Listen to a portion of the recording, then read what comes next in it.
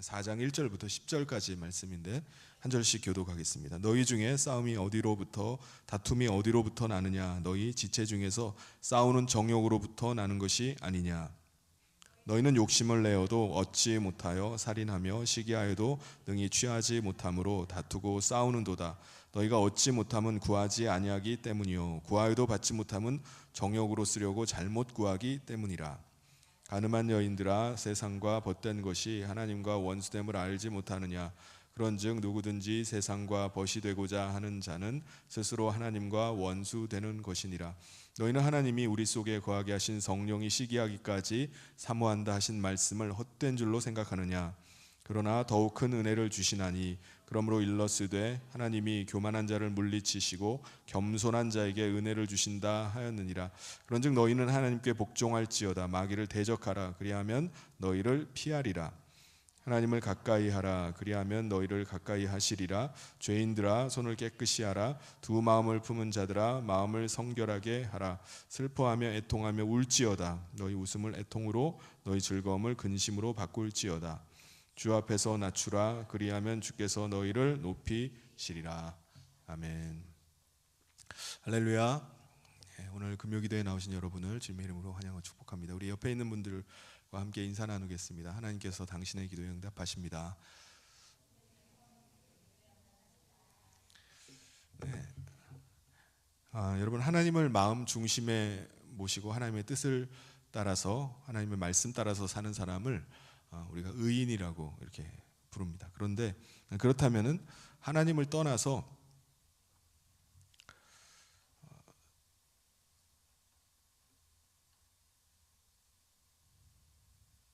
자기 뜻대로 살아가는 사람을 뭐라고 부를까요? 반대로 의인이 아니라 죄인이라고 이렇게 부릅니다.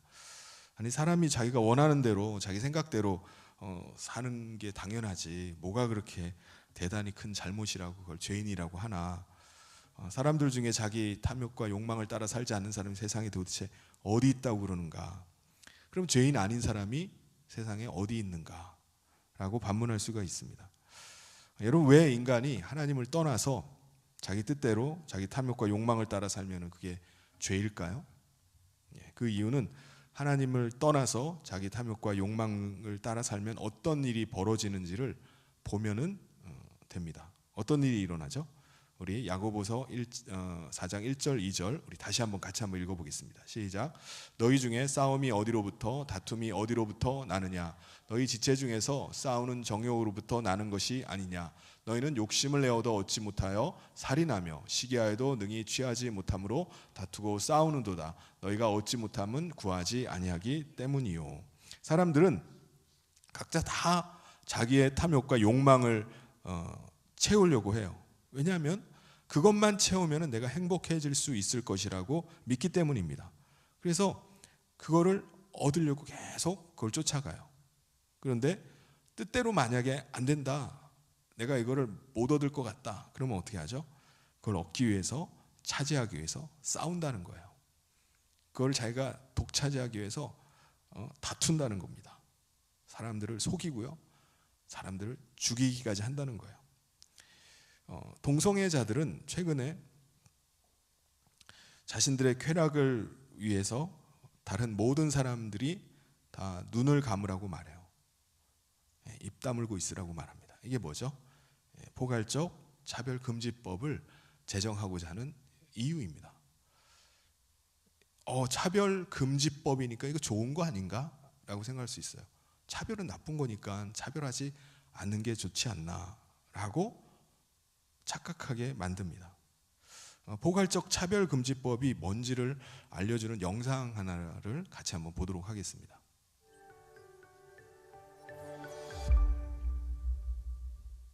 네, 여러분 반갑습니다. 물맷돌 문화연구소 이PD입니다. 오늘은 현재 기독교에서 가장 이슈가 되고 있는 포괄적 차별금지법에 대해 이야기해 보겠습니다. 차별금지법이 동성애 차별 문제로 부각되어 기독교만의 이슈처럼 비춰지고 있지만 사실 이것은 기독교뿐만 아니라 전 국민의 표현의 자유를 억압하는 악법이라는 것을 알기 쉽게 요약하여 설명드리겠습니다.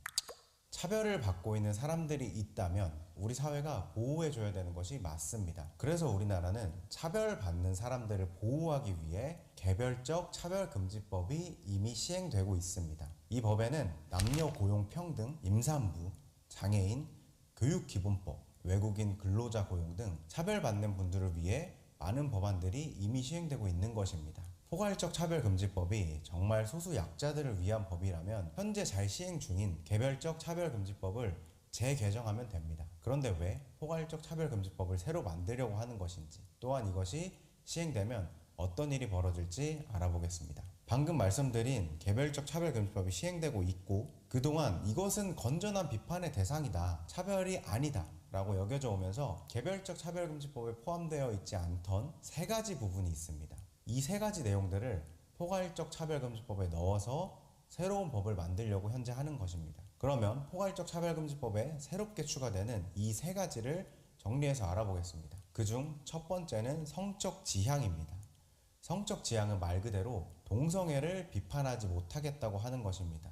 이 부분에 대해서는 제가 후반부에서 조금 더 자세히 다루도록 하겠습니다. 그래서 현재 이 동성애 부분에 포커스가 맞춰져 있고 이것이 가장 중요한 이슈는 맞습니다. 그렇다고 해서 이게 전부가 아닙니다. 포괄적 차별금지법에 새로 들어가려는 두 번째는 사상입니다.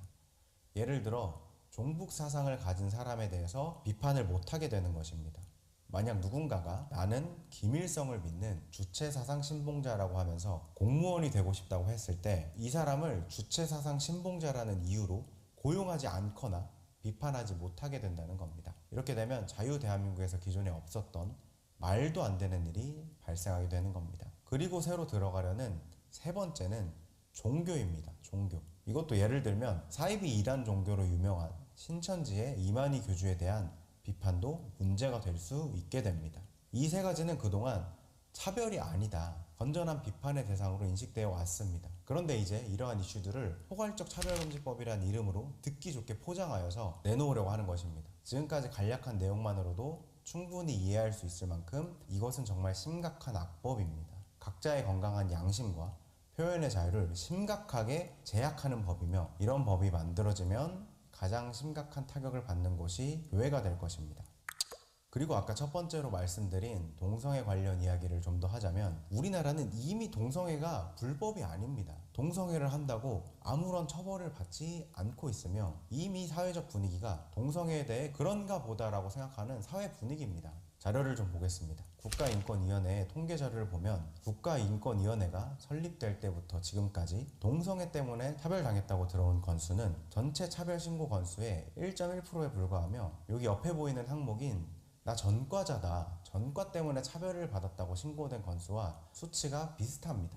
보통 차별 신고가 가장 많은 게 장애, 성희롱, 사회적 신분입니다. 누구나 다 이해할 수 있는 내용들이 가장 많이 신고가 된다는 겁니다.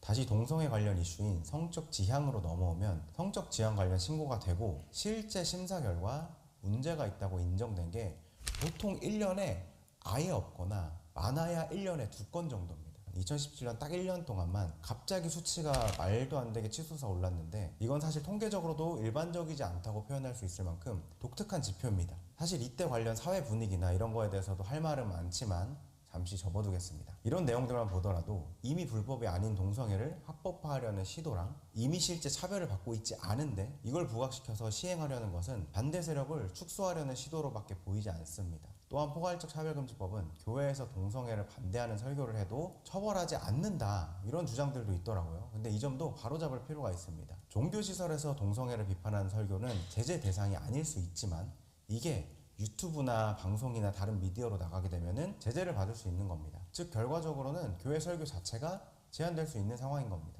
그리고 지금이 아닌 이전에 국가인권위원회 위원장이 동성애 관련 비판에 대해서 우리는 처벌하지 않겠다라고 발언한 적이 있었지만 이건 완전 말장난입니다. 여기서 말하는 처벌은 형사처벌이고 손해배상과 같은 징벌은 가능합니다. 그리고 또한 징벌을 받는 금액도 상당합니다. 만약 성소수자가 동성애를 비판하는 강연을 듣고 불쾌감을 느꼈다고 하고 국가인권위원회에 진정을 제기하면 강연자는 시정 권고를 받게 되고 시정 명령을 이행하지 않을 경우 3천만 원 이하의 이행 강제금이 부과될 수 있습니다. 그리고 더 무서운 사실은 이 이행 강제금은 중복해서 부과할 수 있도록 되어 있습니다. 쉽게 생각해보면 3천만 원 이하의 이행 강제금을 계속 지속적으로 부과받으면 해당 단체는 곧바로 어려워질 수밖에 없는 것입니다. 여러분 좀 쉽게 이해가 되셨을까요? 그럼 여기까지 정말 막아야 할 악법인 포괄적 차별금지법에 대해 말씀드렸습니다. 이 영상이 도움되셨기를 바라며 주변 분들에게 공유하시고 자유대한민국을 위해 힘써주시길 부탁드립니다. 시청해주셔서 감사합니다.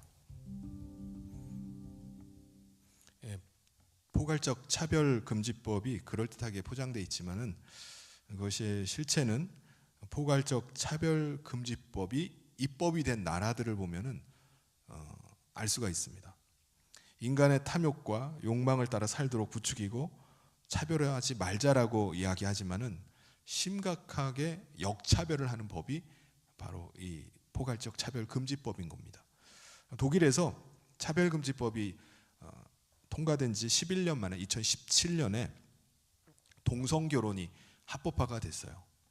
그리고 동성혼이 합법이 되니까는 동성 부부에게 아이를 입양하는 것이 허락이 됐습니다. 그리고 나서 2024년 4월에 가서요, 성별을 결정할 수 있는 새로운 법이 또 제정이 됐습니다. 성별을 자기가 정하는 거예요. 2024년 11월 다음 달이 되면요, 만 14세 이상의 독일 시민은 자기가 성별을 선택할 수가 있습니다. 남자, 여자, 그리고 세 번째는 다양한 성을 택할 수가 있는 거예요. 그리고 네 번째는 나는 택하지 않겠다도 성별이 되는 겁니다. 그러니까 성별 선택을 거부하는 것까지 가능한 거예요. 난 성별이 없다. 이것도 가능한 겁니다. 놀라운 건요, 이게 법원에 가서 신청해서 되는 게 아니라 성별 검사를 받아 심리 검사를 받아서 되는 게 아니라 등기소에다가 가가지고 신고만 하면 이게 성별이 바뀔 수가 있게 되는 것입니다. 포괄적 차별금지법이 입법이 되면은 지금 독일에서 하고 있는 것처럼 순차적으로 모든 일들이 진행이 돼가는 거예요. 그래서 10월 27일 기독교인들이 광화문에 모여서 연합예배와 기도회를 우리가 가져서 갖자라고 하고 있습니다. 아니 왜 주일날 기독교인들이 거리에 나가서 모이자고 하는가 라고 할 수도 있어요. 그런데 우리 기독교인들은 포괄적 차별금지법과 동성애가 합법되는 것을 반대한다라는 것을 나타내고자 하는 거예요. 우리 교회도 그날 점심 식사를 마치고 10월 27일 날 그 연합예배에 참석하고자 합니다. 하나님을 그 중심에 모시고 하나님을 따라 사는 사람은 어떤 사람일까요? 그 사람은 하나님의 뜻을 구하는 사람입니다.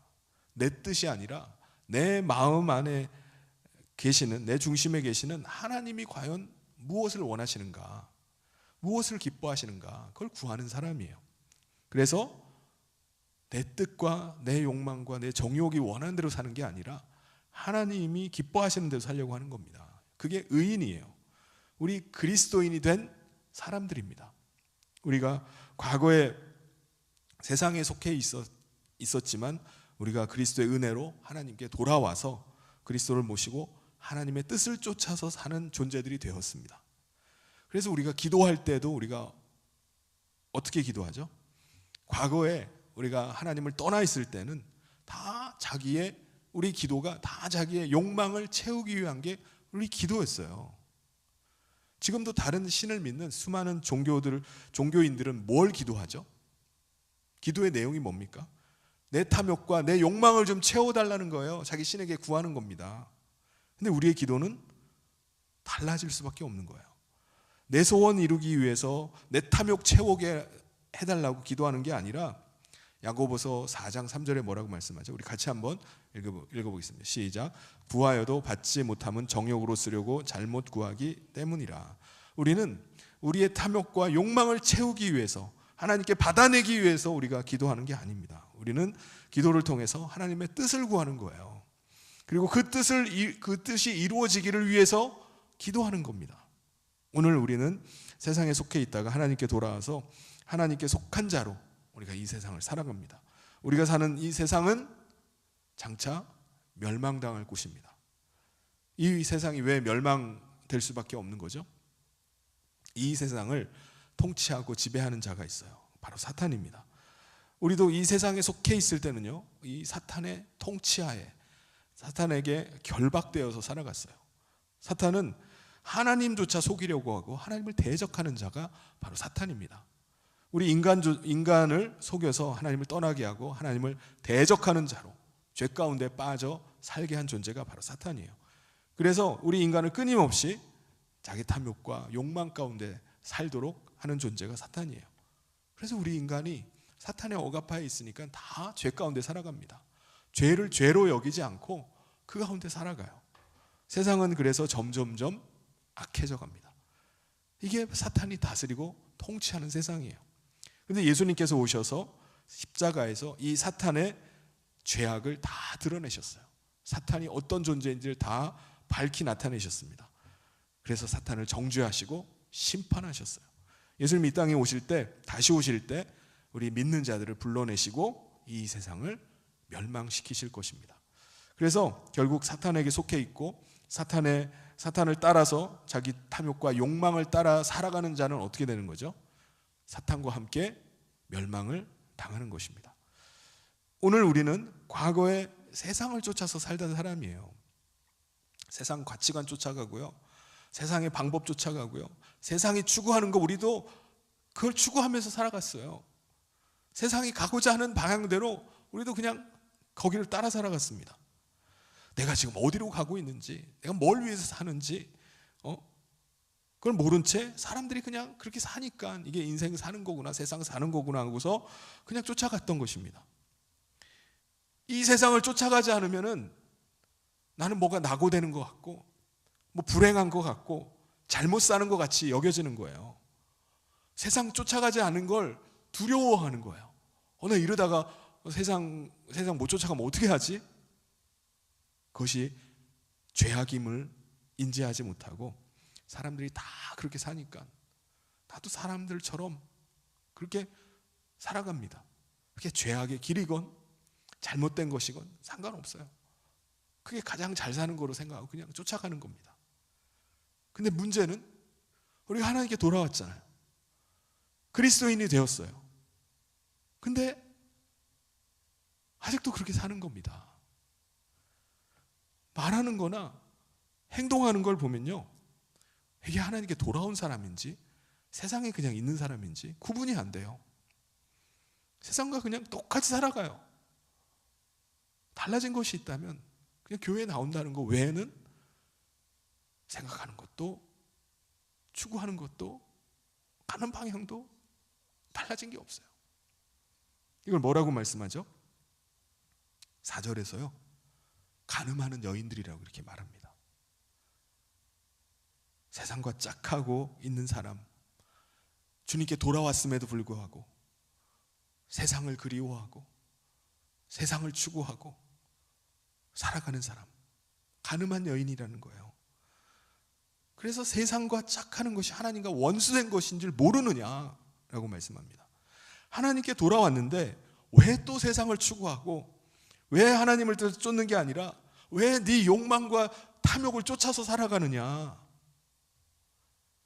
누구든지 세상과 벗되고자 하는 자, 더 친해지고 더 친밀한 관계 가운데 있기를 원하는 자는 하나님과 원수되는 것이다 라고 말씀합니다. 여러분, 우리가 어떤 존재이죠? 우리는요, 우리를 가리켜서 뭐라고 말씀하냐면은 성령이, 하나님이 우리 속에 거하게 하신 성령이 시기하기까지 사모하는 존재다라고 표현합니다. 이게 도대체 무슨 말이죠? 성령이 시기하기까지 하는 존재. 우리 안에 거하시는 분이 누구시죠? 성령님이세요. 성령님이 보시니까 하나님이 우리를 너무 사랑하시는 거예요. 얼마나 사랑하시는지 시기가 날 정도다라는 겁니다. 하나님이 그렇게 우리를 사랑하신다는 거예요. 저와 여러분을 사랑하시는데, 야, 너무 사랑하는 거 아니야? 그 사랑이 우리 안에 계시는 성령님이 느끼실 정도로 사랑하신다는 거예요. 우리를 다시 받아주시기 위해서 어떻게 하셨죠? 사랑하는 아들을 내어주셨어요. 이게 얼마나 큰 사랑입니까? 그리고 우리가 실족해서 다시 세상을 그리워하고 또 세상을 쫓아가려고 함에도 불구하고 내치지 않고 우리를 계속 기다리시고 붙잡아 주시니까 이게 얼마나 큰 사랑입니까? 우리는 어떤 존재라고요? 하나님의 사랑받는 존재예요. 그래서 우리는 이 땅에 사는 동안 어떻게 살아야 됩니까? 우리를 살리고자 하시고 우리를 하나님의 뜻 안에 살게 하고자 하시는 그 하나님의 사랑받는 자로 살아가야 되는 것입니다. 그 은혜로 우리는 살아야 돼요. 우리 6절을 같이 한번 읽어보겠습니다. 시작. 그러나 더욱 큰 은혜를 주시나니 그러므로 일렀으되 하나님이 교만한 자를 물리치시고 겸손한 자에게 은혜를 주신다 하였느니라. 우리가 우리 자신이 하나님의 사랑이 없었다면 우리는 하나님께 돌아올 수가 없었어요. 그걸 인정해야 돼요. 나는 정말 하나님이 나를 아들까지 내어주신 그 사랑이 아니었으면 난 결코 하나님께 돌아올 수 없었구나. 이걸 인정하고 자기 자신을 낮출 때 하나님께서 그 사람에게 더 큰 은혜를 부어주신다는 거예요. 근데 반대로 교만함 가운데 있는 사람, 이 사람은 어떻게 하죠? 어떻게 생각하죠? 뭐 하나님의 은혜가 필요해. 난 필요 없어. 하나님의 은혜가 필요 없는 자처럼, 하나님의 사랑이 필요 없는 사람처럼 하는 사람은요, 하나님이 물리치신다는 거예요. 하나님께 나올 수가 없어요, 그 사람은. 그러므로 어떻게 해야 됩니까? 야고보서 4장 7절에서 말씀합니다. 우리 같이 한번 읽겠습니다. 시작. 그런즉 너희는 하나님께 복종할지어다. 마귀를 대적하라. 그리하면 너희를 피하리라. 우리가 하나님께 복종해야 되는 거, 이게 뭐죠? 우리의 탐욕과 욕망을 버리고 하나님의 뜻을 구하는 거예요. 내 탐욕과 내 욕망대로 사는 게 아닙니다. 우리가 우리의 탐욕과 욕망을 버리는 순간 사탄은요, 더 이상 우리에게 할 일이 없어요. 할 수 있는 게 없습니다. 여러분, 사탄이 우리에게 와서 막 칼을 들고 총을 막 들이밀면서 우리를 죄짓도록 막 위협하고 협박합니까? 그럴 리는 없어요. 사탄이 우리에게 하는 것은요, 우리를 계속 탐욕과 욕망대로 살아야 된다라고 계속 부추기는 거예요. 죄 지으라고 막 강요하지 않습니다. 너가 원하는 대로 살라고 계속 들이미는 거예요. 이걸 가지고 유혹하는 거예요. 거기에 우리가 넘어가면은 자동으로 그걸 쫓아가기 시작하면 이제 죄 가운데 빠지는 겁니다. 그런데 우리가 탐욕과 욕망을 떠나면은, 그걸 버리면은, 그걸 포기해 버렸어요. 내가 더 이상 내 탐욕과 욕망대로 살지 않겠노라 결단하면요, 사탄이 우리에게 할 수 있는 게 아무것도 없는 겁니다. 그러면 사탄이 어떻게 된다고요? 떠나가게 돼 있어요. 사탄에게 계속 시달리고 계속 고통당하는 이유는요, 이 탐욕과 욕망을 버리지 못해서예요. 이거를 놓지 못하는 순간에, 놓지 못한다면은 사탄이 떠나질 않아요. 계속 그 주위에서 계속 시험합니다. 유혹해요. 그런데 우리가 그것을 놔버리는 순간에 내 탐욕과 욕망이 나를 지배하지 않고 내가 그 욕망대로 살지 않겠노라 라고 우리가 선언하고 결단하는 순간 사탄은 더 이상 할 게 없는 겁니다. 그래서 뭐라고 말하죠? 대적하라. 사탄이 너희를 피하리라 라고 말씀하는 겁니다. 얘는 더 이상 안 되는구나. 내가 그렇게 유혹하고 그렇게 부추기는데도 얘는 도대체 어떻게 방법이 없지? 얘는 어떻게 욕망도 없나? 탐욕도 없어? 가버리는 거예요. 피한다는 것입니다. 야, 너 그렇게 살아서 되겠니? 야, 너 젊음이 뭔데? 하고 싶은 대로 해봐. 왜 인생 그렇게 살아? 라고 계속 부추기는데 끔찍도 안 하는 거예요. 나는 하나님의 기쁘심을 위해서 사는 존재다 라고 선언하고 나가면요, 사탄이 맥을 못 추는 거예요. 더 이상 할 게 없습니다. 그래서 8절에 하나님을 가까이 하라. 그럼 하나님도 어떻게 하신다고요? 가까이 하신다는 거예요. 우리 그 마음 가운데 하나님을 계속 구하고 하나님 바라고 하나님 기뻐하시는 뜻을 쫓아가면요, 희한하게도 하나님이 우리에게 점점 가까이 다가오십니다. 더 친밀해져요. 하나님의 살아계심을 우리가 맛보는 거예요. 하나님이 우리 가운데 세상에서 얻지 못했던 그 기쁨과 은혜를 경험하게 되는 것입니다. 이게 하나님을 가까이 하면 가까이 할수록 하나님이 우리에게 가까이 다가오는 것을 체험한다는 거예요. 그래서 내 안에 그리스도께서 사시는구나. 그래서 우리가 그의 음성을 더 구하는 거예요. 주님 말씀해 주세요. 주님을 더 사모합니다. 주님 사랑합니다 라고 우리가 더 가까워지는 거예요. 사랑하는 관계, 연인들 관계도 마찬가지죠. 점점 더 친밀해지고 더 가까워지듯이 우리가 가까워지면 가까워질수록 하나님의 뜻을 더 알게 됩니다. 그래서 죄인들에게 말하는 거예요. 죄인들아, 손을 깨끗이 하라. 이게 무슨 말이죠? 탐욕을 쫓아가고 자기 욕망을 위해서 살던 것들을 이제 청산하라는 거예요. 이제 그 일들은 그만하고 손을 깨끗이 해라. 그리고 두 마음을 품은 자들아, 마음을 성결하게 하라. 하나님 모시고 산다고 하면서 한편에는 세상을 그리워해요. 나도 세상에서 어떻게 잘해볼 수 없을까? 세상 부러워해요. 야, 세상 사람들은 저렇게 사는데 나는 이게 뭐지? 이 두 마음을 버리라는 거예요. 하나님을 섬기고 하나님을 그 마음에 모시고 있다고 하면서 한편으로는 세상을 그렇게 쫓아가고 부러워하며 사는 겁니다. 두 마음을 품은 자들아, 하나님 앞에 성결하라는 겁니다. 그래서 어떻게 하라는 거죠? 과거에 우리가 세상에 속해 있을 때, 세상을 쫓아가 살 때 그때 기쁨이 있을 거 아니에요. 뭐 즐거움이 있을 거 아닙니까? 근데 그게 뭐였죠? 자기 탐욕과 욕망을 채우면은 그게 나의 기쁨이었어요. 즐거움이었습니다. 만족한다, 행복하다. 주변에 나를 쳐다보는 사람들 봐봐, 나 얼마나 부러워해. 그게 행복이었어요. 그런데 하나님께 돌아오고 나서 보니까 그게 기뻐할 만한 게 아닌 겁니다. 내 탐욕과 욕망 채우기 위해서 온갖 죄악을 저지르며 사는 삶이에요. 하나님을 실망시키는 삶입니다.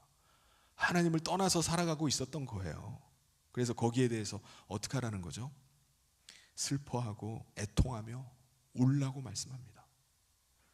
야, 내가 잘못된 것, 악한 것을 가지고 내가 그 기뻐하고 있었구나. 그게 행복한 것으로 착각하고 있었구나. 그래서 내가 웃던 것이 애통한 것으로 바뀌게 되는 것입니다.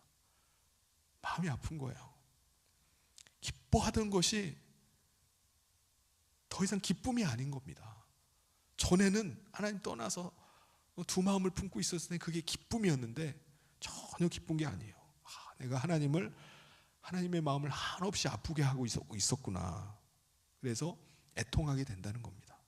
그래서 너희의 즐거움을 근심으로 바꿀지어다. 과거의 나의 기쁨, 나의 즐거움, 이런 것들이 사실은 하나님을 실망시키고 있었구나.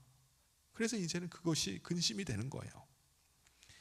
내가 어떤 존재가 되었는지 다시 하나님 앞에 고백하면서, 하나님, 나는 하나님의 은혜로 사는 존재가 된 것을 믿습니다. 하나님, 저를 붙잡아 주시지 않으면은 저는 살 수가 없습니다. 주님의 은혜로 말미암아 내가 구원받은 자임을 내가 믿습니다. 그 은혜로 제가 살겠습니다. 그 마음 가지고 우리 자신을 하나님 앞에 낮추는 거예요. 내가 한때는 높은 것 같고 뭐 대단한 존재인 것처럼 여겼어요. 근데 내가 하나님 앞에서 아무것도 아니군요. 하나님 은혜가 아니면 내가 살 수가 없는 존재임을 내가 고백합니다. 이게 어떤 자죠? 하나님께 돌아온 자입니다. 돌아온 자. 그 마음 중심에 주님을 모시고 사는 자예요. 그래서 겸손함으로 나는 하나님의 은혜가 없으면 살 수가 없는 존재입니다라는 그 겸손으로 자기 자신을 낮출 때 하나님께서 그를 높여주신다라고 말씀합니다. 세상 사람들이 볼 때는 형편없을 수도 있어요. 집까지 게 뭔데, 보잘것 없을 수도 있습니다. 사람들이 비천하게 볼 수도 있어요. 저 사람은 왜 저렇게 살아가나, 세상 무슨 낙으로 살아가나 라고 이상하게 볼 수도 있어요. 그런데 하나님은 어떻게 한다고요? 우리를 정말 존귀하게 여기신다는 거예요. 사랑하는 성도 여러분, 우리는 세상이 추구하는 대로, 세상이 달려가는 대로 우리도 그것 쫓아가고 그리로 달려가는 것이 아니라 우리는 하나님의 뜻을 쫓고 또 하나님께 달려가는 사람인 줄 믿습니다. 그 일에 우리가 하나님께서 우리를 얼마나 존귀하게 여기시는지를 여러분 꼭 기억하실 수 있길 바랍니다. 우리가 하나님 앞에 우리 자신을 낮출 때 하나님께서 우리를 높여주십니다. 지금 우리가 낮아 보이고 지금 우리가 보잘것 없어 보일 수도 있어요. 세상적으로 보면은 가진 것이 없을 수도 있어요. 어리석게 여길 수도 있습니다. 그렇다 할지라도 하나님이 우리를 높이시면 됩니다. 하나님이 우리를 높이실 것을 우리가 믿는 믿음 가운데 우리가 살아가는 저와 모든 성도님 되시기를 주님의 이름으로 축원합니다. 같이 우리 기도하겠습니다. 하나님 감사합니다. 오늘 세상이 자기의 탐욕과 욕망을 쫓아서 살아가고 특별히 자신의 욕망을 채우기 위해서 포괄적 차별금지법과 동성애 합법을 위해서 온갖 악법들을 또 아버지 제정하기 위해서 노력하는 가운데 있습니다. 하나님, 우리 믿는 자들이 하나님 다 일어나서 하나님 이 일들을 아버지 하나님시여 맡게 하여 주시고 특별히 우리가 하나님 앞에서 성결하며 또 하나님의 뜻을 쫓아서 살아가는 신앙이 될 수 있도록 저희들 붙잡아 주시옵소서. 하나님 이 나라를 불쌍히 여겨주시길 원합니다. 정말 하나님의 놀라운 은혜와 또 하나님의 역사들을 체험한 이 민족이 다시 아버지 하나님 앞에 온전함을 가지고 회개하며 돌아설 수 있도록 하나님 붙잡아 주시옵소서. 오늘 이 밤에 저희들의 마음 문을 열게 하여 주시고 또 하나님 앞에 부르짖어 기도하게 하여 주시옵소서. 그래서 하나님의 뜻을 알고 또 하나님의 뜻을 구하는 이 밤 될 수 있도록 역사하여 주시옵소서. 함께 하시길 간절히 소원하며 예수님 이름으로 기도하옵나이다. 아멘.